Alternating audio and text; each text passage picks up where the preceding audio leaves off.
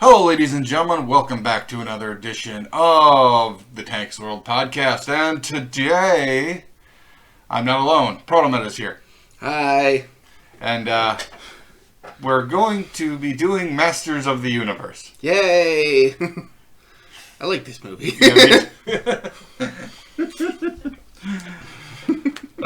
We were planning to do this like last week. Stuff came up, but we're doing it now. Yeah. I've been on a bit of a Masters of the Universe kick lately, so... He kind of just approached me one weekend and said, "Hey, do you want to do Masters of the Universe on your podcast?" I'm just like, okay.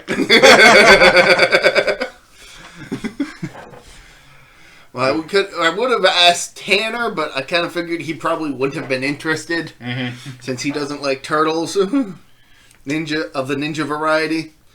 So I kind of figured he probably wouldn't be interested in this either. Yeah, like we offered him to try to, do the turtles with us, but he's like, nah. So, Yep. Kind of figured it would probably be the same situation. Yeah. Well, who knows? If Dolph Lundgren half naked, he might enjoy that. Fair point.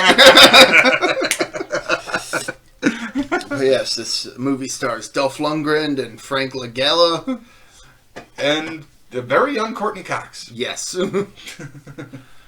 Like, way pre-Friends Courtney Cox. Now, while this movie came out a little after He-Man was starting to lose popularity...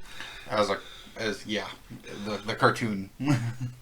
Thankfully, this movie doesn't require you to have seen the cartoon to understand. Just kind of requires you to have a general understanding of the Masters of the Universe story. Like who the characters are, at least are. Yeah. It does not follow the cartoon at all. You got certain characters, but that's like the fact that He-Man at no point ever changes back into Adam doesn't really surprise me, given that the very first mini-comic doesn't even have an Adam. No. It just has some incredibly strong dude who just puts on armor and becomes He-Man. Yeah. So that's the continuity I'm going with. Yep, that makes perfect sense. He turns into a scrawny kid later in the thing, though. Not in the movie, though. No. In like the back lore and stuff, yeah. There's apparently multiple different He-Men there. Yeah. For the He-Man that we know of. Yeah. Should really get around to reading those mini-comics. I've only read the first one. It's a good one, though. Good. Well, I suppose we should talk about the plot. I guess. Well, the plot starts with the sorceress basically explaining that the powers of Grayskull are so powerful that if one could manage to control them, they could become masters of the universe. So pretty much a god. Basically. And Skeletor has kind of won. Yes, apparently... I know it was a different time, but it would have been nice to see how they took over Grayskull. Right, because this basically, like I said, Skeletor won. He's taken control of Grayskull, and all he really needs to do right now is just get his hands on He-Man. What he really needs is the sword of Grayskull. Well, he wants it, but I don't think... I don't think He-Man's just going to hand it over. Yeah, I don't think in this movie he needs it, but he does want it. Yeah. Because it would help him lose if He-Man kept it. Well, he definitely wants He-Man, not because he has the sword, but because he wants to see He-Man kneeling before him. Yes. Kneel. He doesn't want He-Man dead yet. No, not dead. Yeah, rather late in the movie, I kind of like the fact that Skeletor actually offers a reasonable explanation for why he doesn't want He-Man just dead now. Mm-hmm. And that's because if he just went ahead and killed He-Man, then He-Man would become a martyr, a saint for the people fighting for... Get a Jesus complex type situation. He wants He-Man to kneel, to submit to him, to accept him as as superior. Yeah. So, yeah, he's got an ego, but he at least has a reason. He's got a valid point for his ego. Like, but most villains would be okay with just leaving the room and letting the guy get killed. Only for him to, escape because he's the hero. Yeah. This one's like, no, I want to see him submit. He's like, he wants him to ravel at his feet. Yeah. So, Skeletor is a bit more of a menacing character in this movie than he is most other times. Yeah, as I guess it kind of would be compared to the cartoon where he's like, He-Man! Apparently Franklin Gela considers his role in Skeletor in this movie one of his favorite roles. So, good. Like, he actually did research into the character before getting into the movie, so... Well, that's good. Then, like, a big... But yeah, he's Skeletor's captured Grayskull. He's got Sorceress imprisoned and is siphoning her powers. Mm-hmm. And he just needs to wait for the full moon to fully absorb her powers. Yeah. And become basically godlike. Mm-hmm. He-Man, Man of Arms, and Teela? Or Teela? Yeah, Teela. Teela. Yep, you got it. Are not in Grayskull. They're kind of hiding at this point in time because they are extremely outnumbered and outgunned right now. And everybody's hunting for He-Man. Yeah. Also, Skeletor just has a bunch of like Stormtrooper-esque soldiers. Yes. And which seems more a horde thing, but a little bit, but well, in like the cartoon, he's just got like Beastman, like Beastman, Merman, Triclops, Trapjaw, Evelyn. Yep. Evelyn's in this movie. Yes, Evelyn is, and yeah, but no, he just got grunts and like one-shot kill people. Which, again, feels very much like a horde thing more than a Skeletor thing. Yeah. I should know, I watched through the entirety of She-Ra. Fantastic show, in my opinion. Really like it. Better than He-Man. I said it. I can't really say I haven't watched either, really. Well, like growing up, I believe I did, but you know. What really do you remember about the stuff you watched growing up? I mean, other than that Power Rangers and Turtles were awesome. And Transformers. I didn't really watch Transformers as a grown up. Well, not really as a kid. Early 20s, maybe. I definitely played with the He-Man toys, though, for sure. I did have like Merman, but it was definitely repainted when he was more of a skunk. And so I don't Stinkor. Yeah, Stinkor. The toy had a scent to it. I remember that. I think daycare that my aunt ran. They had some Masters of the Universe toys. I remember they had like He-Man and Skeletor toys that had like rotating chest plates. Oh, that's old school. Yeah, you don't see that no more. Not outside of re-releases, but getting back to the topic of the movie proper. Yeah. So, they take out a couple of guards to save this little alien man. Gwindor, yes. From Gwindon or Gwindor. He's, he's a fantasy creature. Yep, pretty much. And I mean, he looks like he could have come out of the show. Yeah, he could have. Like, this movie does a fantastic job of recreating the whole combination of fantasy and sci-fi elements that Masters and She-Ra had going on for them that made them unique, and which all New Adventures of He-Man just doesn't. So is that the one on Netflix or that? No. New Adventures of He-Man came out like late 80s, early 90s, and was really just kind of an attempt to recapture. Or like try to give it a small reboot. Yeah, except that they went with the whole in space angle. Oh. Yeah. Fun. Yeah. They got rid of all the voice actors from that and just replaced them. So now He-Man is voiced by Gary Chalk instead of John Irwin, which I just keep hearing Optimus Primal in Unicron trilogy, Optimus Prime. So,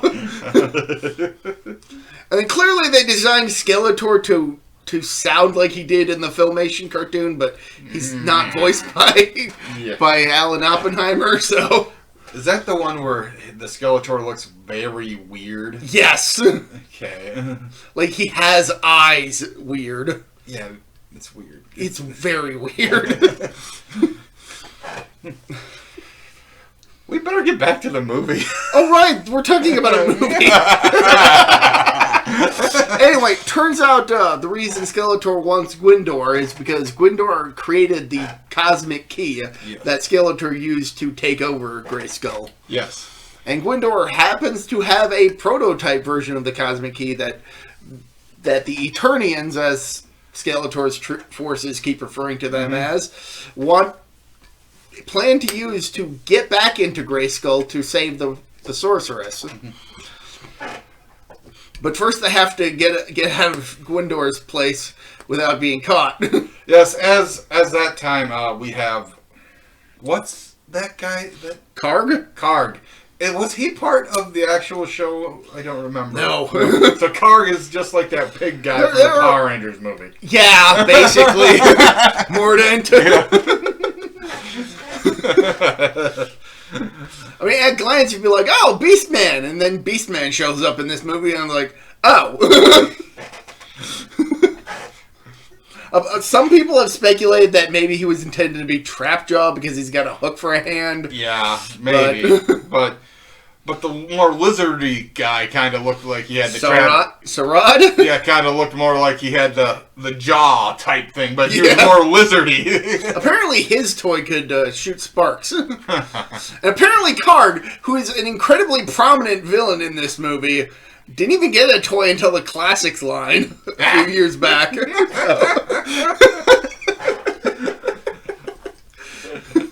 Masters of the Universe Toy Podcast. This is just all stuff that I came across during my deep dive into Masters of the Universe lore. Here's something about Protomet. I'm just going to tell you. If he finds something old that he wants to rewatch, he will go deep down in the depths of the internet to find information about... He probably had 3 to 4 years on Transformers. Oh yeah, yeah. I get really into stuff sometimes. It becomes a bit of an obsession. Yes, it does, but it's his thing, and I allow him to do it. Yeah, sometimes I actually retain that knowledge and use it for peaceful purposes rather than evil. Yeah. Yeah, man. But so yeah, Karg has like a detachment of troops that attempt to recapture Gwindor, but they manage to escape through a secret passageway. Which, conveniently enough, leads to the caverns under Grayskull. How convenient! Yeah. Yeah, it's kind of funny. So they get to Grayskull, and they pretty much start to fight. The reason why they don't use the Cosmic Key right away to get into Grayskull is because Gwindor knows that if they start using the key, Skeletor is going to pick it up on his finalized version of the key that he stole from Gwindor. Mm-hmm. So they get into the, to pretty much the throne room, I suppose it would be, of Grayskull. And I still say the skull and the Grayskull should be the villain's thing. It looks like it, but I kind of like that it's not. It's just kind of strange. Like you expect something with a skull on the front to be a villain. I mean, look at literally any Mega Man game. Mm-hmm. Yeah, that's actually a good comparison. It's like it lets you know, yeah, this guy's the bad guy. Except in He-Man. Nope. So He-Man, Man of Arms, and Teela start like firing at grunts and. They start trying to use the key to get the sorceress out, but then they're caught. Yeah. I think Skeletor actually notices that his is starting to glow because when they, like, one of them goes off, the other one, like... Yeah. Yeah, you know. Yeah. Then, like, they start fighting, and then they realize that they need to, retreat because the numbers game is slight against their favor. So they have Gwendor just basically open up a random portal to somewhere, which just so happens to be Earth. Universe 7. Oh, okay. I don't know. Well, they get plenty of allies there. For those of you who don't know, that's a Dragon Ball reference. Yeah. Yeah, it's Earth. And when they're on Earth, we get introduced to... Julie and Kevin. Yeah, Julie. Julie is about to leave...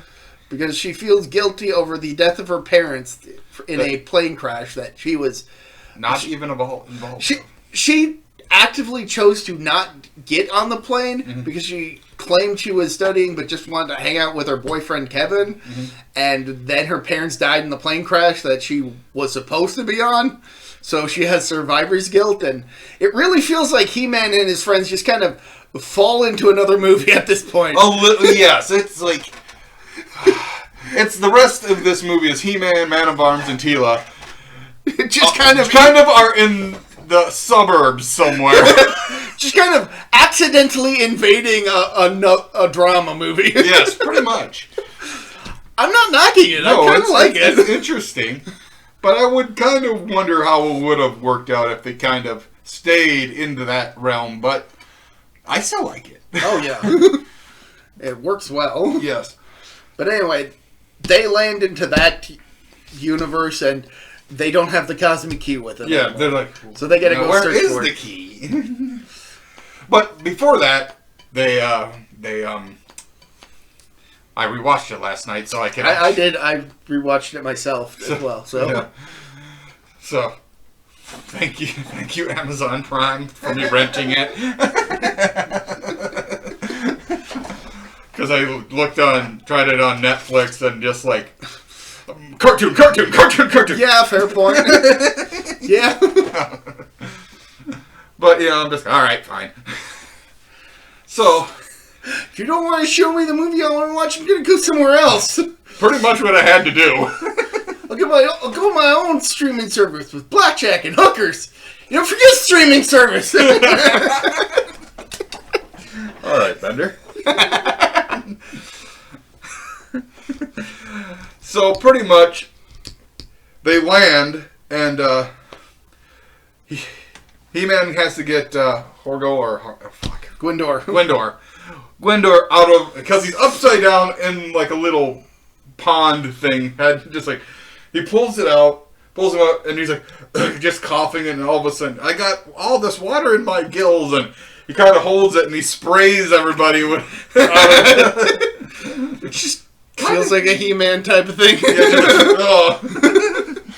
That kind of fantastical creature. Yes. But I think it's kind of funny, like, but before they even get on Earth, they Teela is kind of gun happy. Oh, she is quite gun happy in this movie. She's just like, you little. No. Like, he didn't know she was going to take it to have him take over Grayskull. Yeah. It was Evil Lynn who convinced him. He had no idea who she was at the time. I mean, Windor's totally willing to help the good guys in this movie because he felt screwed over himself. Yes. And now back on Earth, they encounter a cow. Yes. And moo. Gwendor tries to communicate with it. No. It could be intelligent life. No.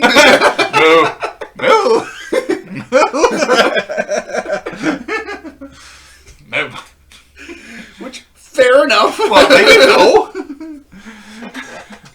So then they split up to look for the key.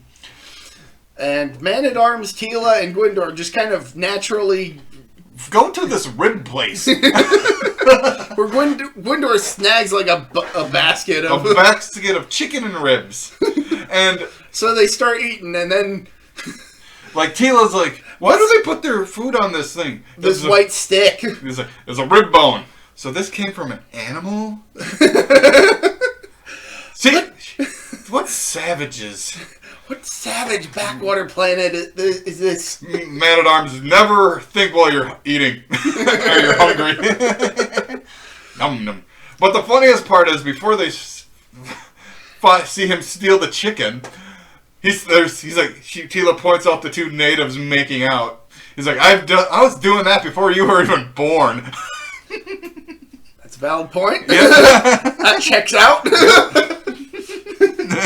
Just a funny little line there that, all right. I just like how he eats like the sauce and it gets all over his beard. Oh, Gwendor, yeah. Just tries drinking the sauce. It gets all over his beard. You're holding out on us, huh? I was gonna share. He wasn't gonna share. This is around the time we get introduced to Julie, and the fact that she's leaving town. Yeah, Julie's at her job, and she just got done doing her last order, and one of her friends tells her not to break up with Kevin. And valid point. But she goes to the cemetery with Kevin. Yeah. To kind of hang out at her parents' grave because it's a respectful thing to do, And then they are starting to leave, and then they see the cosmic key that they think is a xylophone. Or a synthesizer. Synthesizer. A Japanese synthesizer. Well, to be fair, they press the keys on it and it makes music, so. Yep. So he's like, I need to take, now we're back to no, wait, they go to the school, I believe, though. Yeah, they go to the school because it's getting close to graduation, so I'm going to assume they're, around prom time. I'm guessing. Prom, maybe homecoming. Kevin and his band are going to be performing at the dance, whereas Julie's going to just be leaving that night. Yeah. And he's just messing with it. Man, I need to go to, whatever the guy's name is. Charlie? Charlie's shop. Well, first they actually press the big red button on the thing, and then it makes a cool light show. Yep. As it starts to open up a portal to wherever. Which is actually how Skeletor and his minions. Mm-hmm. Evelyn tells Skeletor that we've located. He's like, send out the mercenaries. Like the first sense it when Kevin and Julie are first just messing around with the thing before they take it to the school. So that's how they find out, okay, key's been activated, let's start tracing it. Yep. Now we're at the school, they start playing it again. The bad guys get a lock on. Skeletor assembles his mercenaries to go head out. The mercenaries are Blade. A dude with swords. Yep. Sarad. Karg. Beastman. Who I'm pretty confident they had intended to have a speaking role in this movie. But I'm thinking the teeth would have gave him issue. He's got huge teeth that really would have messed with the guy's ability to speak. So he basically just kind of growls like an animal for this movie. Mm-hmm. Which, fair enough. He's possibly the strongest out of the group, my opinion. Because he kind of holds He-Man down on a later, has a hold of He-Man. He-Man breaks free, but... Well, because he's He-Man. Yeah. Then, so they get sent to Earth, and they locate the... They find themselves in the school auditorium. They start attacking Julie. They beat up the janitor. Yep, just like... Julie's desperately trying to get away. At one point, she splashes ammonia in Beastman's face, and he remains burned throughout the rest of the movie. So, Yeah, just like splash. And, you know, like it got into his eyes, I bet, too. So, owie. Like, who just has ammonia just laying around uncapped? That's just not safe at all. No, that, you could, you know, that this is bad. You know? Yeah. Just that smell of general might. Yeah! That's ammonia, man. It's got an incredibly strong smell. Yeah, it sure does. Then, like, you know, they go into this factory area, or... I think it's a junkyard. Yeah. They kind of just leave the auditorium chasing Julie. Just to let it burn. Yeah, because at some point it got started on fire. Yep. The lasers shooting didn't help anything. Yeah. So, she's trying to run and hide from all these minions. She avoids a lot of them to a point, and then she shouts for help, and of course, He-Man being a hero, like he immediately is like, somebody needs help. I'm gonna go save them.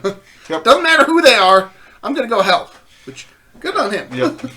He stops her, and she's in panic mode too, because, well, she's being chased by weird dudes. And now there's like a half naked dude just coming up to her. He's like, "Oh, I will help you." Okay. He picks her up, puts her in behind a couple of cardboard boxes. Gets into a fight with the mercenaries. Wins because he's He-Man. Yep. And they leave and to go back to Skeletor, and He-Man starts to calm her down, trying to ask her why she was being attacked by these guys, and that he's willing to help her. Yeah. But could you help me too? We're trying to find the cosmic key. Yeah.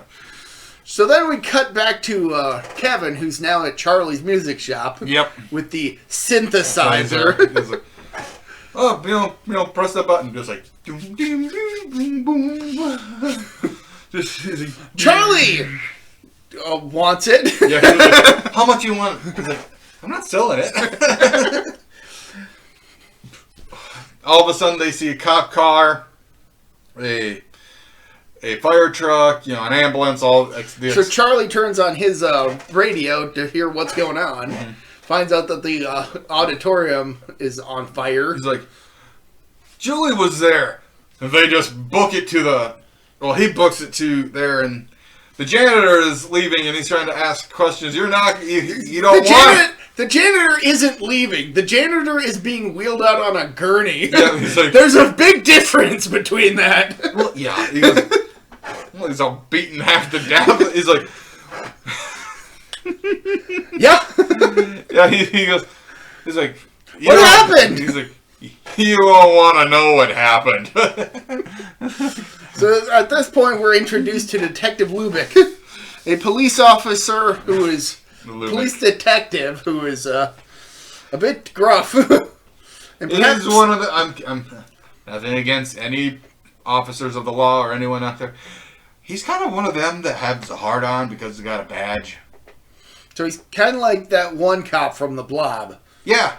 He's got a hard-on for being a cop, but also he hates kids because kids. Yeah. And I get that vibe from him. But, at a less level, he'll tolerate them, but still. I mean, he sees a guy come up, tell him that his girlfriend was there and is now missing. Yeah. And instead of reacting with, we should probably search for her and make sure that she's okay, his immediate response is, she probably set fire to the place. Yeah, pretty much. And this guy's an accomplice, even though he just got here. He's not wrong, though. But she was there. He's very wrong. Yeah, he's very wrong. But the thing is, at the same time, she was there when the fire was happening. But she didn't start the fire. These freaks from another dimension started the fire. But they don't know that. Those guys were gone by the time they got there. Exactly. But it's just always the case in this movie. Yep. He sees them later in the movie. So then Lubick takes Kevin to Julie's place to try and see if she's there. Mm-hmm. Meanwhile, Julie and He-Man meet up with Teela and Man-at-Arms and nearly get waylaid by Gwindor in a car. Yep. And I guess in the first watching when I was over to watch that the first time. Yeah. I didn't know he whipped up a new key thing to make it freaking drive better. Yeah, I didn't realize that either until my rewatching, but apparently he turned it into a nuclear car. Sort of. Well, runs on neutrinos or something. Which, yeah, that's totally a He-Man thing. Yep. Sci-fi and fantasy, go for it. Yeah, awesome. He's like, drone. They'll hop in to go to Corey. Well, Julie calls her place. Kevin picks up. And Kevin is talking very strange, in code, pretty much. He's talking in code. Yeah, he's trying to avoid informing Lubick that Julie is on the line because he knows that Lubick wants to arrest Julie for the arson that she didn't commit. Mm-hmm. Then, but we missed the point. Back on Eternia? Yeah. The mercenaries? The mercenaries show back up and we want to go back with a bigger force. Well, He-Man. Well, we encountered He-Man, and then his friends showed up, and then we were forced to retreat because we were outnumbered. And then all of a sudden, Skeletor just kills one of them. Kills Sarad, which is weird because that guy actually got a toy. Yeah. I mean, Card didn't get a toy, but he somehow manages to live, so what the hell? Then Beastman tries to beg for mercy so he doesn't... He's like, get off of me! Well, when we were watching the movie the first time, my immediate thought was he's sending Sarad to the evil jar, which is a reference to the Legend of Zelda cartoon. So whenever Ganon gets mad at his minions, or they get defeated in battle, they just go back to the evil jar, which is just a jar that they kind of just stay in. They're in timeout. Basically. So that's what I was they sent him to the evil jar. Yeah. I mean, Sarad is probably dead, but... Oh, yeah. Yeah. Then Evil Lynn is forced to lead them instead. Yeah, because she said something about it. Yeah, he's Skeletor literally pushes her towards... It's I wasn't volunteering to go. Well, then you shouldn't have said anything. She doesn't even really fight in this at all. She just uses more of her magic. Yeah. Which is fine. Yeah, it's just But when they get back to where they retreated from, it's so you're outnumbered. Let me just see. I only see He-Man. And a native girl. So so she tipped the scales. It seems like you were just more outclassed. Just stab to their egos. Just stab it. Fuck you. I just see He-Man. Well, yeah. Teela and Man-at-Arms chased them down with lasers afterwards, but He-Man whooped your ass. So now He-Man, He-Man's group are heading to Julie's place to get the cosmic key. Yeah. Meanwhile, back at Julie's place, Lubick decides to take the cosmic key back to the station to see if it's stolen. The microwave blows up. After the microwave blows up, they put ribs and chicken in there, for food. Because Kevin has Lubick kind of play with the thing to show we think it's just a synthesizer. It's probably harmless. We found it in the cemetery. Go on, take it. Take a look at it. Beep beep. Boom. I'm gonna heat something up in the microwave. And then one of the grunts is like, we're having a hard time locating it. They're running a jamming program or something. Destroy it. Well, it's nothing like I'll never see. It's not gonna be easy. Just still destroy it. Okay. So the microwave just blows up. Yep. Lubick is like, okay, I'm taking this to the station. If it's not, to see if it's stolen. And if it's not, you might get it back. If it's not. He's just too wigged out about it. But by this, now, after he leaves, Evelyn and the mercenaries show up, and they ransack Julie's place, beat up Kevin, and put a collar on him to question him. Because he's just a dog. Kevin's just a dog. And once they learn that Lubick left with the cosmic key, they go after Lubick. They just leave him. Then He-Man and the others show up, He's like, help Kevin, and... he's like in a trance with that thing on him, so he's just like... It helps, makes him tell the truth, like freaking Wonder Woman's lasso. Kinda, yeah. There's a funny line in Justice League where Aquaman is sitting on Batman's car, but he's also sitting on Wonder Woman's lasso, and he's just confessing a whole bunch of stuff.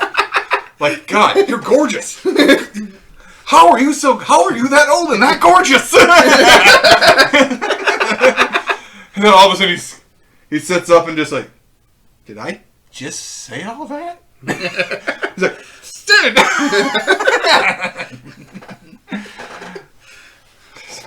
Sorry, that just reminded me of that little. That's fair. That's fair. I'd never heard of it, so. It was just funny, I got a good chuckle out of it. Mm-hmm. I was thinking of a completely different Justice League moment, but... Yeah, it was just silly. So, they get the collar off, and then Kevin's just like, whoa, Julie, get away. He picks up his chair, and then Tila just shoots the chair.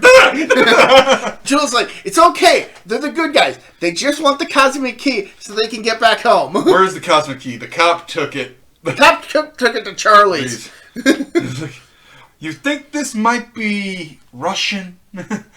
Then Evelyn, Beastman, all of them go to Charlie's.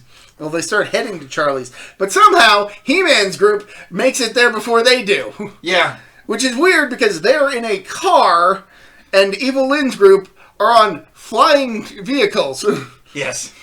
So, well, it's now run on neutrinos, but still, it's still a car. Yeah. Well, it might make it faster. I mean, I'll give them the benefit of the doubt that they probably aren't too familiar with the location. Yeah. They definitely aren't familiar with the town, so it probably takes a bit for Evelyn's group to find where they're going. Some of them are on flying vehicles. Some of them are on foot. Most of the grunts are on foot.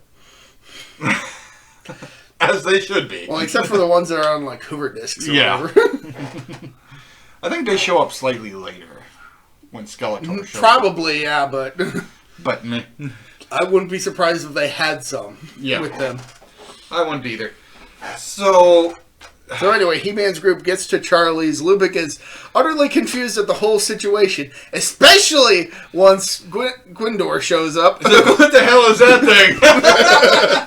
They are forced to retreat further into the music shop as Evelyn and her forces show up and start shooting.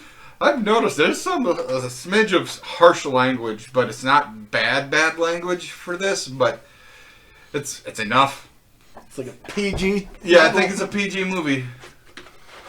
Pulling it off the shelf, PG. Yeah. But it's just...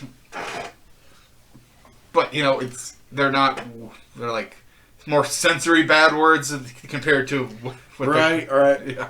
But anyway, Lubick is just having a fit over the whole thing because this went from an arson and assault to I don't even know what the hell's going on anymore.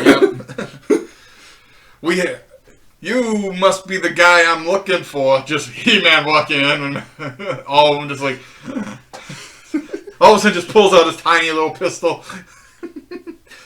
Then they're telling them to everyone go into the back, you know, Tila watch over everyone, you know, blah blah blah blah, because, you know, Gwendor, now reunited with the Cosmic Key, is trying to figure out how to get back, how to set it so that they get back to Eternia, because apparently the coordinates are still in the. Yeah.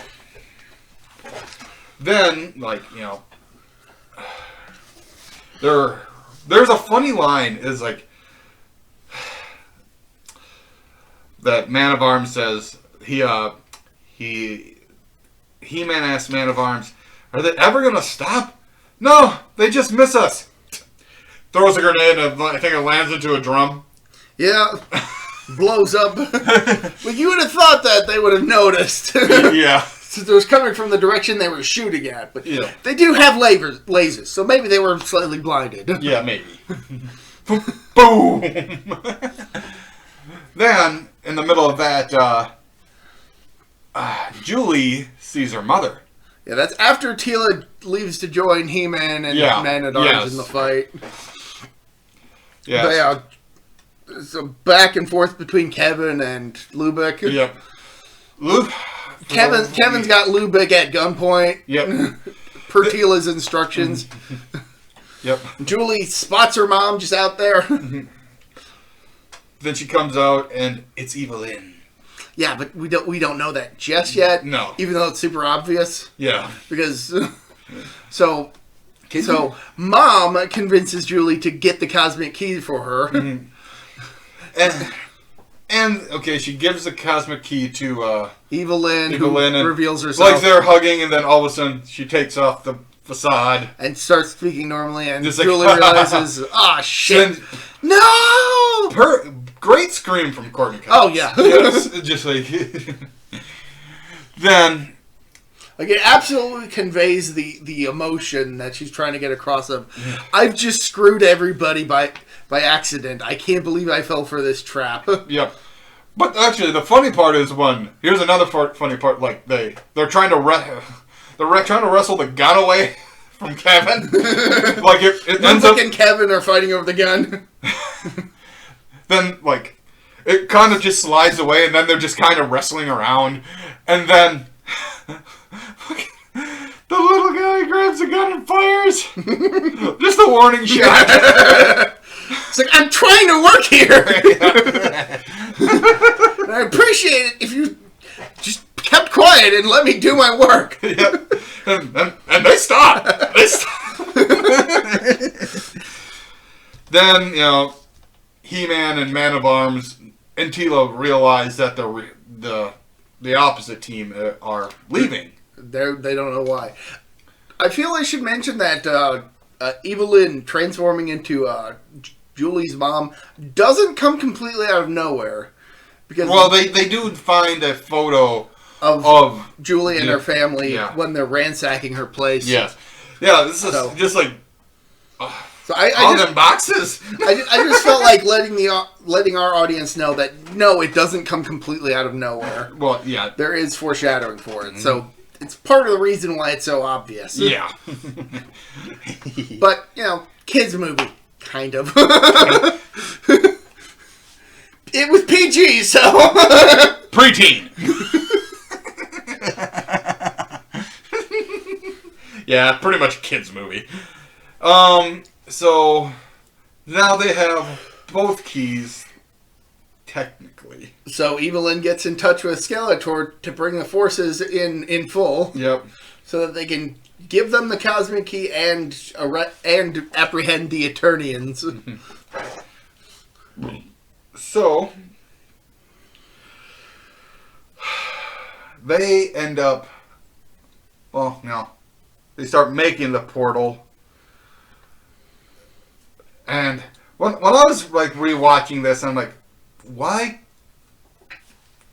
don't they just like go through? But then you explained while we were watching it together, you have both keys now. They are stuck there. But yeah, they could just go through this now open portal that they're seeing. But they would run into Skeletor and his troops in the way. Like they probably realize, oh shit, it's opening up. They're either going through it or having forces coming through it. Yeah. They have forces coming through it, all right. I'm surprised surprised that nobody in the entire town has been alerted to anything, given how much chaos has been going on. Yeah, exactly. You'd think they would say, okay, we need to transfer you all to a different town for right now so we can figure out what the fuck is going on to our town. For as much of a ruckus as going on in Julie's place when Evelyn and her forces are attacking Kevin, you'd think the neighbors would have heard something. Yeah. Nope. Unless she's the only one that lives on that block.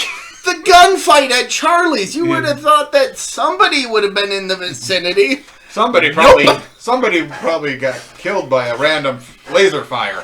A giant portal opens up and an army marches through. Yes, and then nobody even bothers to turn their lights on to check it out.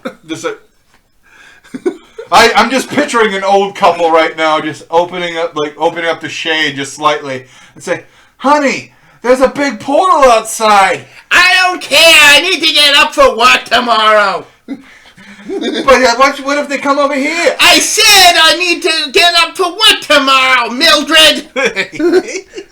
Get back to bed. Stop worrying about it.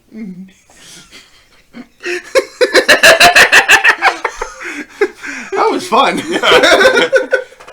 But dear, get out of bed. Don't make me get out of bed. Don't make me get out of bed. It's nice and comfy. Beep, beep, beep, beep, beep, beep, beep. God damn it! And it was all a dream. Okay, now back to... That's why I like podcasts so much. Just go off on little tangents that are just randomly created from our minds. Oh, yeah. It's like... I need to get some water. Carry on. Yeah.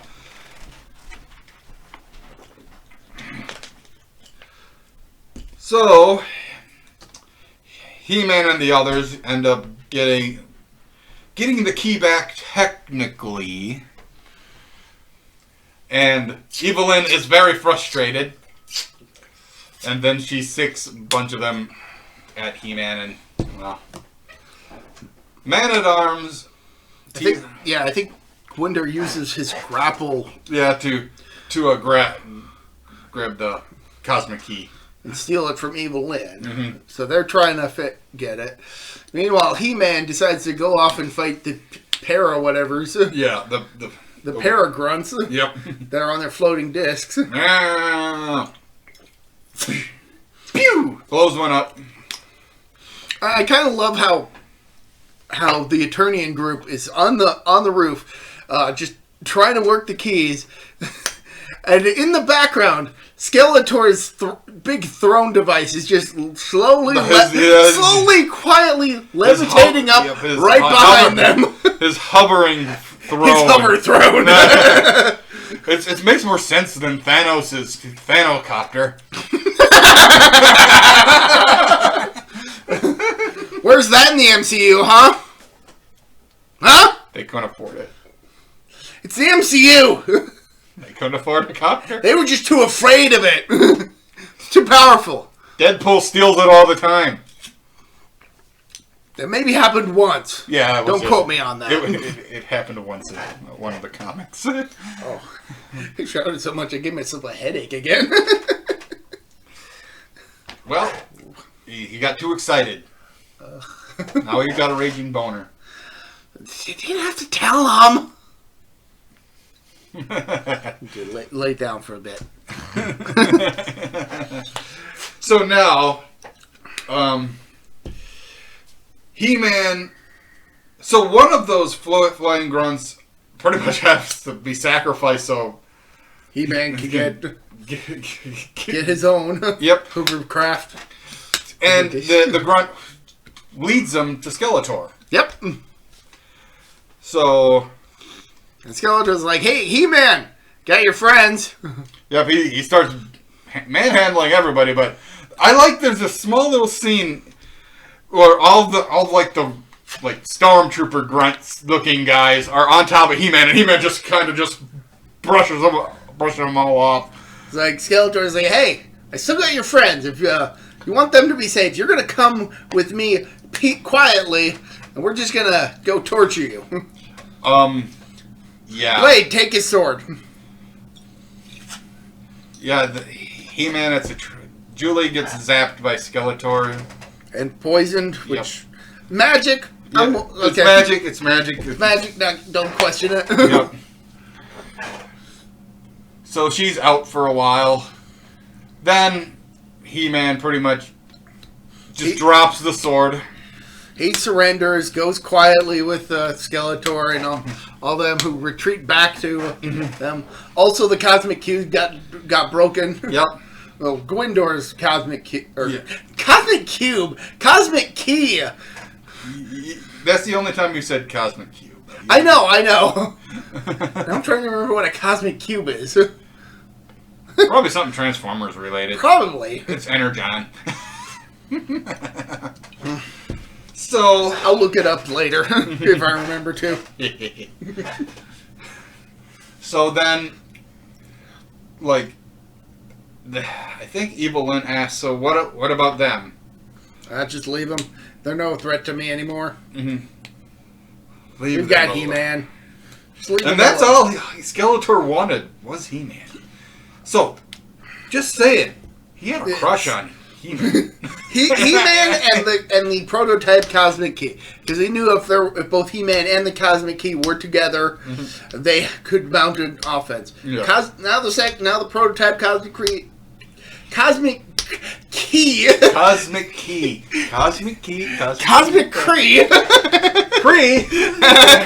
Kree Summers. She's a good voice actress. Yes, she is. Cosmic Key. Not prototype Cosmic is destroyed. Yep. He-Man's in captivity. I don't have any. No. Just leave them here. They can live their lives in peace while I rule over their home planet. Mm-hmm. I don't care what happens to them anymore. Yep. I got He-Man. Yeah. That's all he really wanted ever. He wanted the power, but he also wanted He-Man. He wanted He-Man driven before him, kneeling at his feet like Superman to Zod. Kneel! Is that Superman 2 or Man of Steel? I don't remember. Because I'm referencing Superman 2. Yeah. But you've probably seen Man of Steel, which I haven't, so I don't know. Well, he does ask him to kneel, but there is no kneeling. Not in either version. But. Citizens, yes. Anyway. Okay. So, with the Eternians kind of trapped on Earth for the time being, they decide to make a new Cosmic Key sort of thing. Yeah, with random jargon and a sympathizer. No, well, actually, keyboard. just a keyboard. Yeah. Which Gwindor, both he's surprised at the fact that Kevin is able to remember the tune. Yeah. But also that they have sonic keys. Yeah. It's just funny, like, so just start playing it. Huh? Ring. Just play the keys. The keys. Oh! He does it too. Quick arpeggio. And he gets, okay. He leaves Charlie's shop. Mm-hmm. I'm surprised Charlie allowed him to purchase anything. After what happened to his shop. Considering all the chaos, he probably just popped in and was like, hey, we need to go save Julie's life because she got poisoned. And to do that, I need a keyboard. Whatever, get the hell out. If you can find one that isn't destroyed. Yeah, sure, man. Yeah, sure. Yeah, because me interacting with you tonight has been so beneficial for me thus far.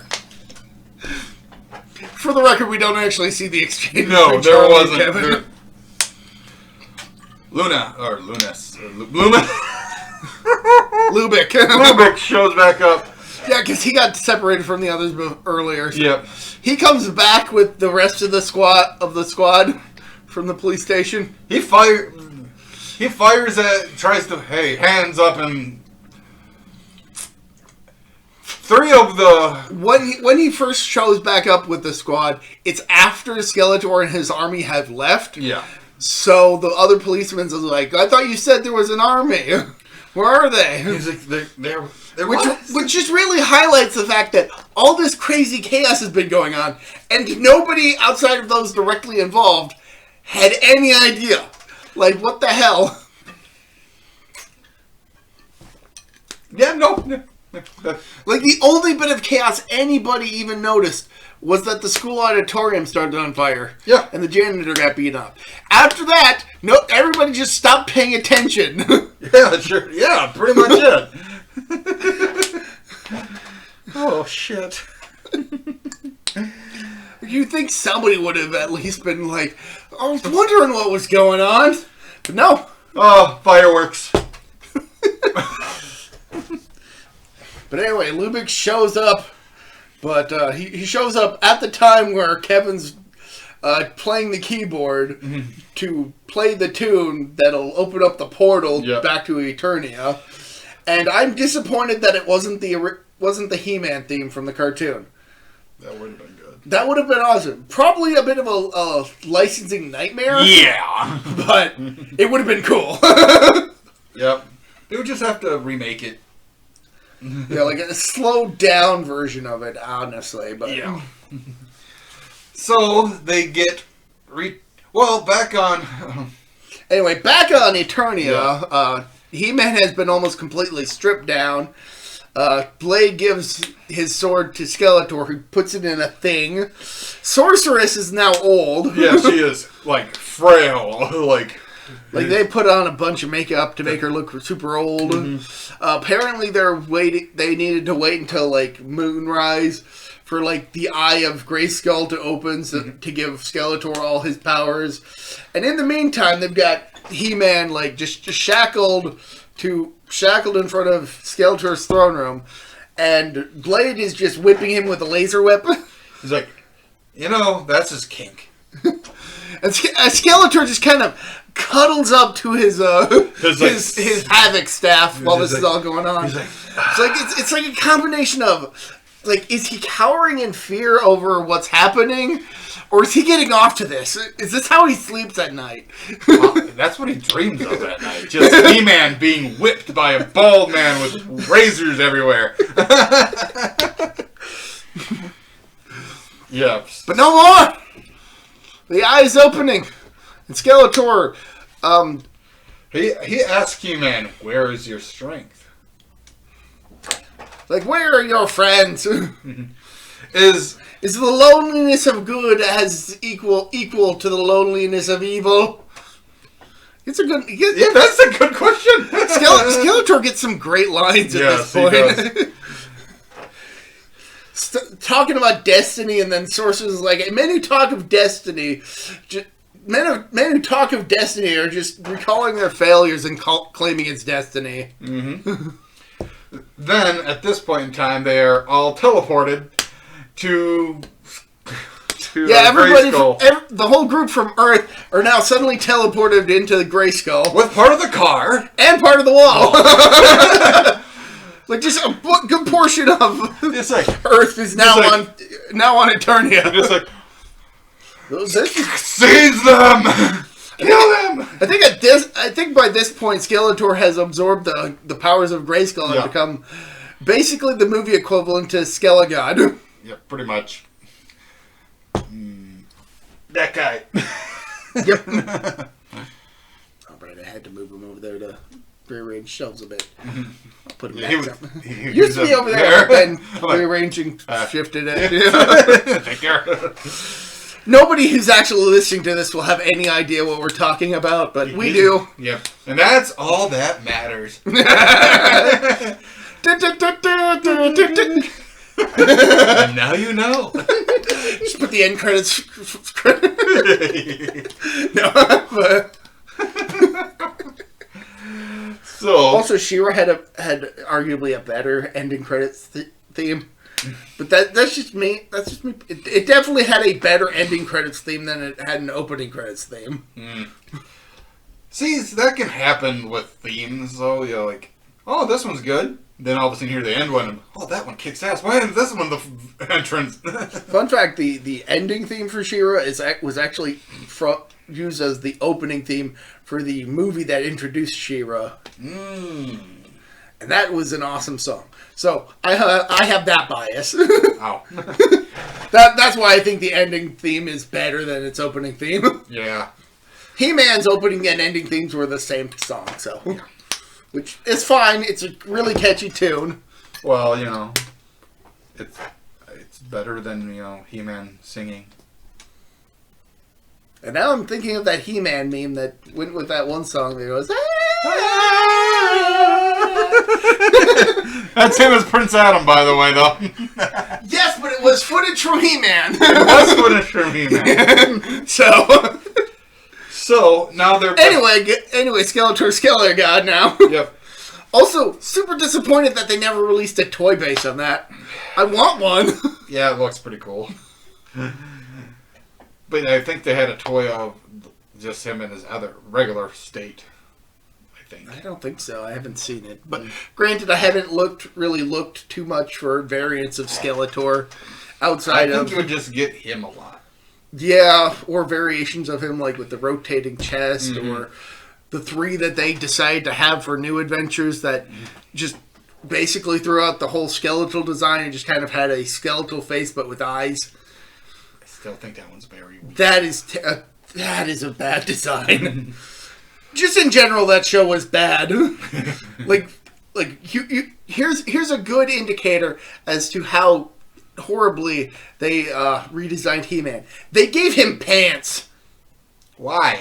Why, indeed? And a mullet. Pants and a mullet. No. Yeah. What was that show back in the day where they had a naked version of He-Man? Oh, Action League Now? Yeah. Part of Kablam? Yeah. That show was awesome. Yep. The Flash. Yep. that was on Nickelodeon. I know, but the fact that they were all action figures is how they were able to get away with it. Yeah, but it was just like the Flesh, either evil the Flesh, the version of a Flesh with just bolts on it.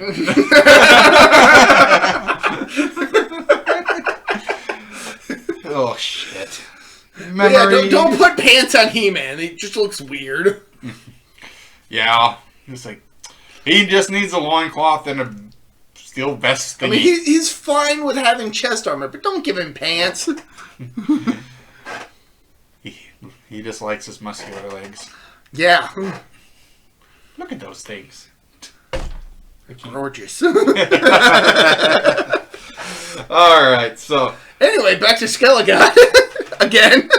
At this time, Skelegod is shooting laser beams out of his eyes and just hitting... He-Man breaks free by moving one of his shackles in the way so that Skelegod shoots him in the shackle, freeing him, which has him be strong enough to rip the other one just out, and he starts meleeing people with... I really hope that those things had like a power dampener causing him to lose strength, because otherwise he would have just... Exactly. Because he's fucking He-Man. Yeah. But it's Masters of the Universe. Don't question it too much. Yeah. Yeah, if it just have fun. It's like... So, he ends up, like, fighting... Everyone just ends up fighting each other. Well, the good guys and the bad guys. He-Man manages to get his sword back and he says the thing. He's like, I have the power! And now he's at the same level as...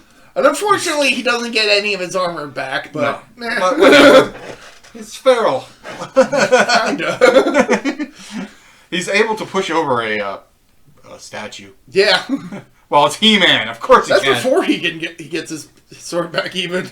Well, he's still a strong person. I mean, he's fucking He-Man. The strongest man on Eternia. Maybe even in the universe. I can't remember how they explained that. Yeah, it's just... Yeah.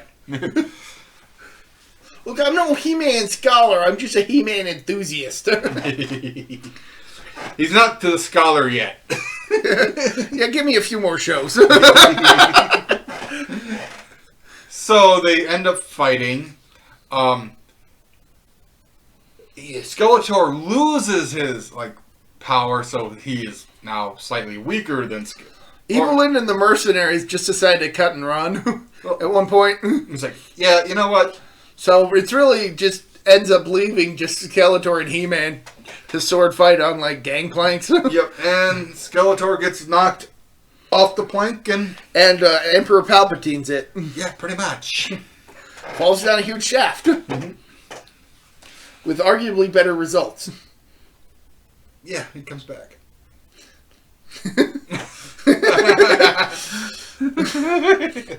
Yeah, and it doesn't even involve some convoluted cloning plot either. Nope. I haven't seen the newer Star Wars movies, but I know that's some bullshit. Yeah, that is. Yeah.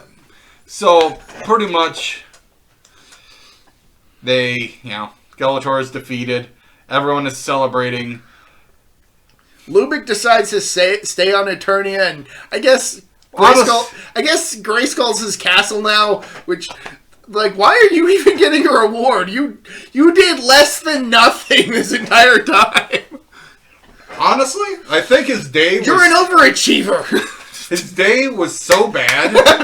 He says, fuck, I am not going back to Earth. I'm not going through that again. That's fair. Yeah. And he apparently got with one of the lady friend. Yeah. Is this... Okay. That's too quick. It's okay. Meanwhile, Kevin and Julie just kind of get a jewel thing and get sent back to Earth. The jewel thing is probably a locator. I think it's they call it a piece of Eternia, so that they always have a piece of it with them. Mm. I think it would be cool if it'd be something that could summon them. Gwendor just kind of out of nowhere decides to say, I could just open up a portal to any point in your Earth's past. Just saying. Yep. It's you can fucking do that? So, as Kevin and Julie are about to leave, Julie yells out, yeah, send us to that, but you don't really hear what she says. I have no idea what she's trying to shout, but ultimately she winds up back on Earth, but before her parents died in the plane crash. Yes. So she's overjoyed at the fact that they are alive again, and steals the plane keys because her dad was a good pilot, and apparently he's not a good pilot if they crash. I think they encountered a storm or something. I don't really remember. All I really remember was that Julie blamed herself for something that she literally had no control over. Yes. But that was purely a result of Survivor's Guild, so I can't... So she grabs the keys, runs into Kevin. Who also remembers the whole adventure that happened, and time paradox, but it's okay, it's magic. Yes, it's magic, okay, it's magic. Don't question it, it's magic! I'm gonna go into that microphone!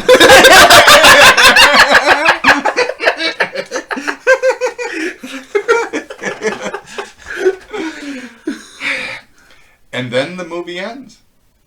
And then the credits end, and then Skeletor pops his head up out of the water, and I'm like, I'm back. I'll be back. Just with a stupid grin on his face. I did like the makeup. Oh yeah. Skeletor's makeup in this movie is great. I mean, yes, he looks less skeletal, but you can still kind of get the. Well, you get you see. He's not a skull face, but you can definitely see that they designed his makeup to kind of vaguely resemble a skull, which is fine. Yeah, and it's a good way of adapting the skeletal features in a time before CG. Exactly, and that made it better than that piece of crap animated thing where that gives him eyes. Yeah. There's an actual actor under that, so he can't really, unless they gave him black contacts for the makeup and the fake teeth that they put in, Yep. like the fangs. Oh, it works incredibly well for this movie. Frank Langella does a fantastic job as Skeletor in this movie. Yes. Dolph Lundgren did a very good job as He-Man. Oh, yeah. And honestly, at the time, who else could play fucking He-Man? He had the hair and the muscles. He had the hair, the musculature, the height. Yes. Well, yeah. There's no answer to that question other than Dolph Lundgren. Yes. Yeah. You know, he had the height, the muscular build.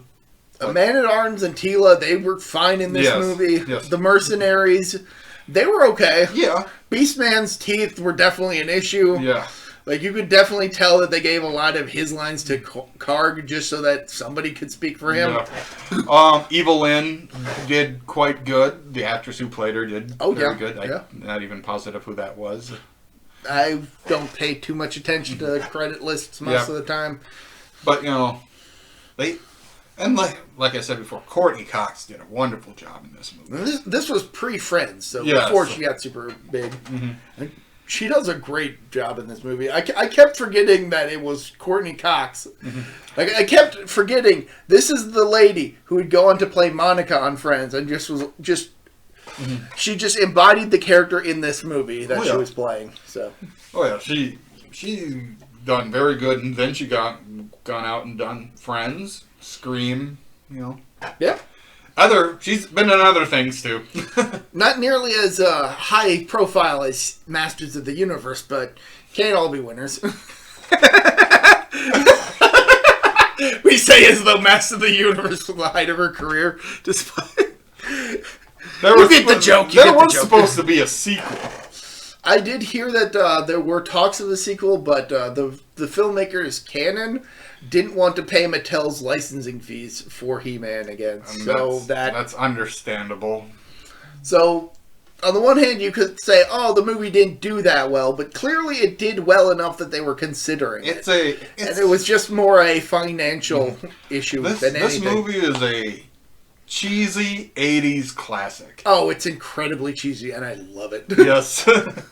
like when I posted on Facebook the other night, watching Masters of the Universe, some good cheesy fun. Let's see. I read somewhere that She-Ra was going to be in this movie but got cut, but I can't verify. I was not able to find a source to verify that claim. It would have been... It would have been interesting, but I can definitely understand why she would have been cut if she was even considered. Like I said, the claim... Wouldn't you ride the horse? Yeah. Where was Battle Cat in all this? And Panther. It's probably best that they weren't there, though, considering. Yeah. They would have either been animatronic abominations or really horrible CGI. And I think that's for the better that they were left out. Yeah. I mean, Spirit, She-Ra's horse. But again, I could literally only find one place saying that she was planned for the movie and got cut. And that was literally just a page that had, like, a lot of She-Ra toys on it. So that was just more talking about the toy line. It was just like a passing mention of her going to be in the movie, and I have no verification for it. Yes. So that's literally just hearsay. Yes. So, well, I think we've talked enough. Yep. See ya. No, not just yet. No. No, not quite yet. I mean, we've probably got some more things to say. Oh yeah, we got plenty. Gwendor's done well. Yes. Good mask. Oh yeah, definitely better than Larigo from Turbo, a Power Rangers movie, who is basically that movie's version of Gwendor. Yep. Yeah, Gwendor. Complete with having a key that was magical. They both had keys that were magical. I know, that's the point.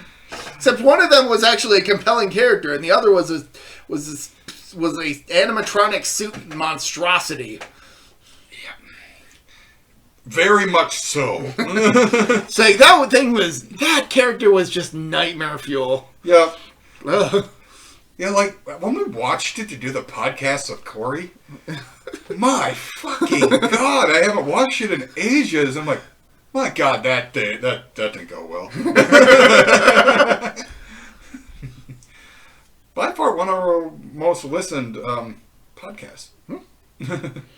That would be over on Gamezilla, Yes. in case any listeners were wondering. Yes. This will be on Tanks World because it is the Tanks World podcast. Which you probably figured out considering you're watching it on the Tanks World podcast. And that would be on the Tanks World website. And he even mentioned it at the top of the podcast that it was on Tanks World. Good point. So if you got here from Gamezilla and you made a weird turn, but welcome. I'm Protomet. I'm not usually here. Well, sometimes. Sometimes, but not usually. No. I mean, this is his podcast, not mine. Mm-hmm. I show up on your podcast a lot. Yes. And we're glad to have you. Even though when you just do pure schluck without me. No. You guys do good. Yeah. And of course we do Son of Kaiju review. Yeah. So, yeah, we have 3 podcasts. Yeah. On 3 separate channels. Go check them out. All kind of linked together, though. Yeah, but that's because... That's just the Gamazillion universe. The Gamazillion cinematic universe of podcasts. Not very cinematic, but we're going with cinematic we got universe. good posters. On theirs, you can't read them. The titles, at least. Because you always pick, like, the French or this. Oh, yeah. Trying to go with the authentic original poster as much as I can. Yeah, it's just funny, though. So, they're... Well, yeah, like... I really liked Beastman's costume, though. Yeah, I mean, once you actually saw Beastman proper, it's like, oh, yep, that's Beastman. That's Beastman. Card kind of looks like Beastman, but once you see Beastman, it's like, oh, yeah, nope, that one's Beastman. Yep, now I see it. Now I see it. Because he had the red fur. Red fur just all over it. Just the kind of armor pieces. It's like, you look at him, it's like, oh, yeah, no, that is Beastman. Blade was not in the show, was he? No. So Beastman was pretty much the only one. Well, besides... Beastman, Evelyn, Skeletor, He-Man, Teela, and Man-at-Arms are the only characters... So the main group that's usually in the episodes. Yeah, so a bunch of characters from the first year of the toy line. Alright. And actually, I'm not sure when Evelyn came in. And also... not the mistress. Sorceress. Actually, I think she was a late edition, but I think there was like an equivalent to her in the first mini comic. Yeah. Except it was a Teela with green skin, which I find it weird that I can that most recently when I go to Walmart, I just spot that and I was like, oh, cool. It's Evelyn with her like weird snake thingy. No, wait, that's not Evelyn. I think that's somebody from G.I. Joe. No. Yeah, no, the cobra looking cowl. That's Teela. Never wore it in the cartoon. The fuck? I know, right? Makes me wonder what it even was. She got Mount Snake or something. I don't know. I mean, I can definitely understand why you mistook it for Evelyn. Yeah. Well, and also the skin was an awkward color. Yeah. Yeah, I know that green-skinned, cobra-looking one. That's Eternian Goddess. Eternian Goddess. Who just shows up in the first mini-comic to give He-Man his gear. Doesn't give He-Man his powers. He's just naturally strong.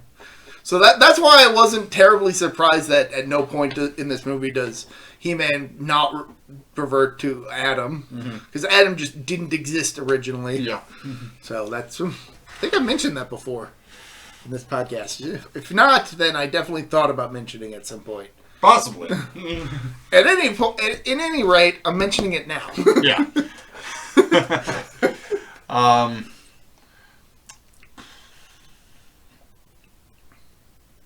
I was going to say something, but now I just had a brain fart. As you do. Yep. If we go on for much longer, it's going to be the same length as the actual movie.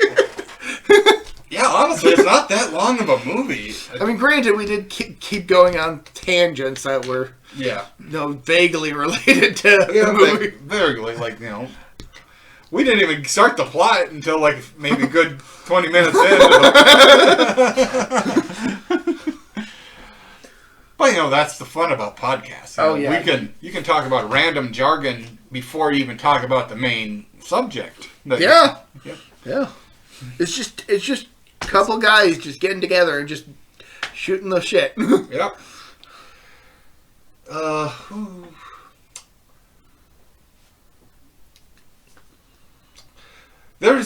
Like you said, I'm curious if nobody else noticed anything that was going on besides our little joke about the old couple.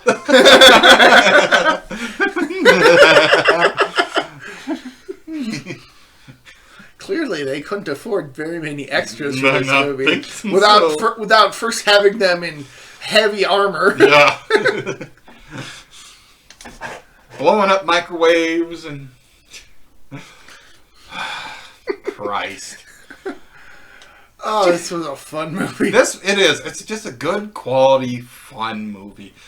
Like, any age could watch it. You could probably laugh and just enjoy it. I think I saw it when I was a lot younger, but I didn't really retain a whole lot of it. Mm-hmm. So when we watched it last weekend for this podcast, I had a lot of fun with it. And then rewatching it again yesterday for this podcast, I was like, this is a solid movie that I would definitely watch more and more and more. Oh, yeah. It's definitely up there with the Transformers movie. Yeah. Transformers, the movie. Not any of the Michael Bay ones. Yeah. Never any of the Michael Bay ones. The funny thing is, I thought they were kind of good when they first came out, and then Then you got more informed about the Transformers lore. Yeah, and and then you realized just how these suck. Wow, these are fun movies. Wait, this character does what in this comic? This movie sucks now. This comic is way better than this movie. Yeah. Then we go... Who else? Talk about... like I said, Tila is gun happy. Oh, yeah. Just like... Always unwholesome. I like the Man of Arms costume. Oh, yeah. Good. I mean, admittedly, with Tila, you kind of have to be told she's Tila to realize she is Tila. But the fact that she's hanging out with Man-at-Arms, who looks decently fine for Man-at-Arms, it's like, okay, I'll believe that is a more realistic Man-at-Arms. I get that. Mm-hmm. I can see that. Yeah. Then, I'm running out of things to say. Good action scenes, some good fight scenes. Oh, yes. He-Man just easily taking out the grunts by himself. Oh, yeah. They dogpile him and he still gets back up. Then Evelyn just, rewinds. I only see He-Man. Yeah, watching, that past vocoder or whatever. Yeah, just it's a good moment. You have been outnumbered. Seems like you were just outmatched.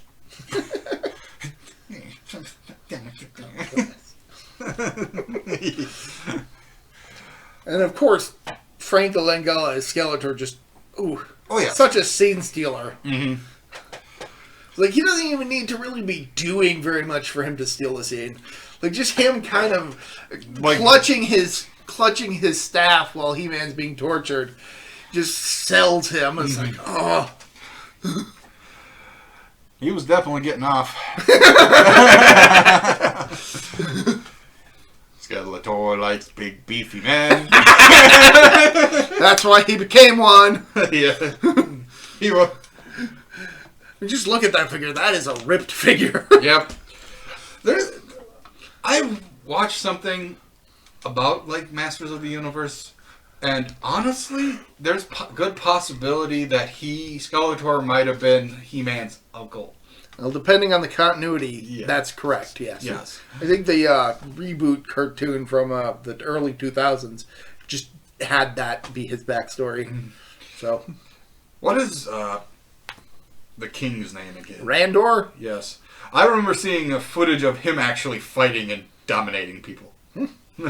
I don't recall that from the original cartoon, so that may be from something I haven't gotten to yet. But each cartoon, he has a beard. Yes. As you do. A king should always have a beard. I mean, even when He-Man became a king, he had a beard. Maybe if when you put a crown on, it just grows. Probably how that works.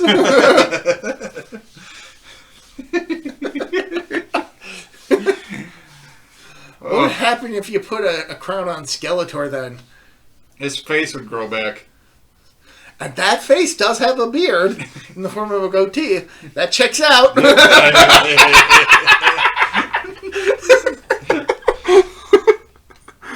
We're not even talking about the movie anymore. Now we're just winging shit.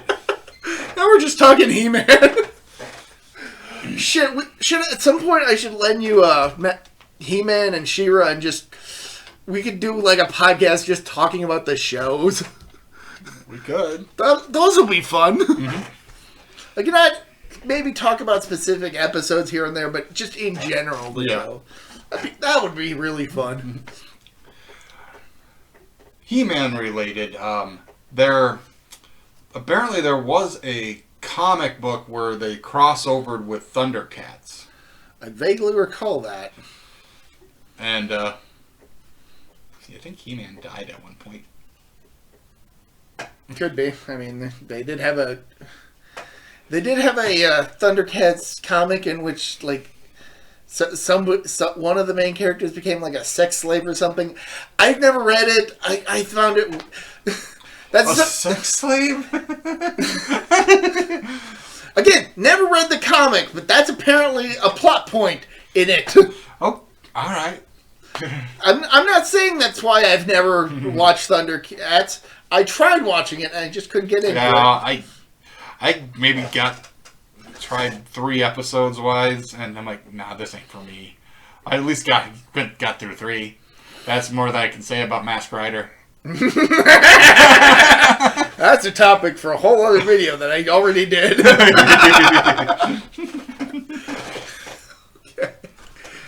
But I think I watched it when it was on TV, like, Masked Rider, not Thundercats. Oh yeah, I probably caught it. Like, I didn't like. It was like I'm pretty mismatch. I'm pretty sure I watched some He-Man and the Masters of the Universe back when that was still on TV. Mm-hmm. Yeah, probably at the same place where I was playing with the toys. So good possibility. I mean, I had 4 years before the 90s. Yes. So, at some point, I have memories of playing with He-Man toys. Vivid ones, in fact, because I remember the whole rotating chest one to simulate battle damage. Boom. I keep calling back to that plot point. But those were some really solid toys. I loved those. I wonder if they're probably very expensive. I mean, I think I saw one in like a Walmart recently. So it was either a reissue or a revised version of it. But what I want to know is why the She-Ra toys they have for the current toy line are so goddamn expensive and rare. Like, why the hell? I was able to find He-Man and Skeletor at a Walmart, pick it up cheap. I got Hordak at like a comic book shop a few months ago, fairly cheap. She-Ra, astronomical prices relative to the other toys. Like, what the hell? I want a She-Ra at a cheap price, especially because I like She-Ra over He-Man. But that's a topic for another. I have to say, I think He-Man was possibly might have been the more popular show at the time. Oh, yeah, I can definitely tell. But Well, Just how many times it got remade over. I'm just saying from my perspective, over 30 years after it originally came out, I just prefer She-Ra's show. And that's perfectly fine. Like, I have watched both shows in their entirety, and that's just my objective opinion. But that's something we can talk about if we ever do those. He-Man's sister. Yes. Like they remind you of that at the beginning of literally every episode. She-Ra, He-Man's sister. Actually, it's like I'm Adora, He-Man's sister. Technically, I'm Adam's sister, and She-Ra's He-Man's sister. But fuck you. I mean, they don't. It'd be funny if they said fuck you. So then, now then.